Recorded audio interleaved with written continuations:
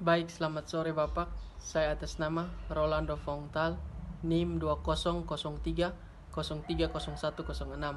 kelas C semester 2, program studi Sosiologi Fakultas Ilmu Sosial dan Ilmu Politik.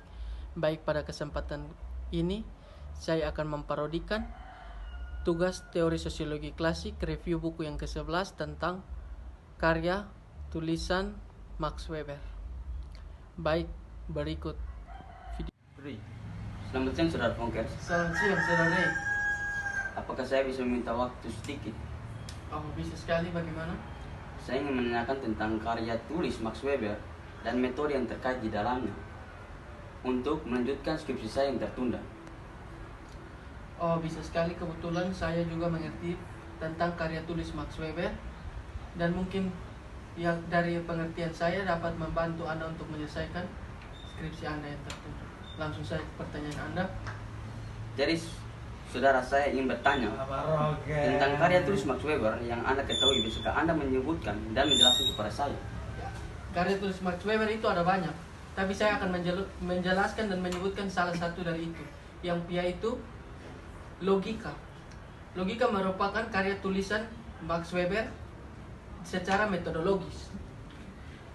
Logika secara tradisional adalah studi tentang yang benar, sama seperti estetika adalah studi yang indah, dan etika adalah studi tentang kebaikan. Untuk itu, wajar untuk menerapkan istilah logika untuk teori pengetahuan mereka. Jadi pada gilirannya disiplin logika dipahami dapat dibagi menjadi tiga. Yang pertama epistemologi, dan yang kedua metodologi, dan yang ketiga logika formal. Jadi saya lanjut pertanyaan kedua. Taksonomi ilmu pengetahuan resort membedakan antara dua jenis perlakuan ilmiah terhadap realitas. Apakah saudara Fonkers bisa menyebutkan dan menjelaskan kepada saya apa yang membedakan antara dua jenis perlakuan ilmiah? Dua jenisnya itu ada dua. Yang pertama filosofis dan yang kedua historis. Yang membedakannya itu yaitu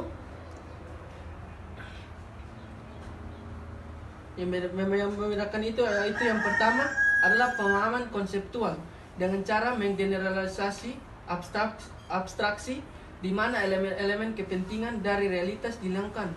Dan yang kedua adalah deskriptif. Deskriptif adalah realitas dalam aktualisasi penuhnya.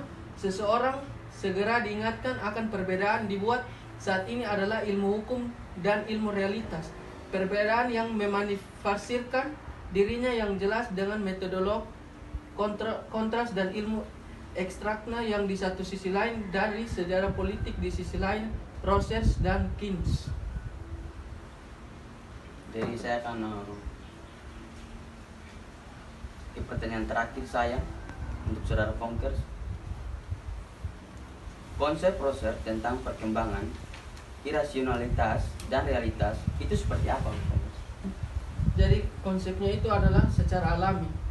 Secara alami, masyarakat untuk memperlakukan bangsa sebagai makhluk generik adalah perkembangan di setiap negara. Dapat dilihat sebagai siklus tertutup yang khas dari jenis yang sama dengan perkembangan makhluk hidup individu. Menurut proses, persyaratan ini berlaku setidaknya untuk semua bangsa di mana suatu perkembangan budaya telah terjadi yang dibuktikan dengan fakta budaya itu di negara maju, dewasa, dan merosot seperti yang dilihat Rosser. Jadi itu saja dari saya. Mungkin bisa membantu saudara Ray untuk menyelesaikan skripsi penelitian saudara Ray, dan saya akan mengirim materinya melalui email saudara Ray. Terima kasih saudara Fonkers atas waktu yang sudah diberikan kepada saya untuk bertanya kepada saudara Fonkers. Sama-sama. Sampai jumpa di lain waktu. Baik, sekian dari video parodi saya. Mohon maaf bila ada kesalahan dan kekurangan dari video saya. Terima kasih.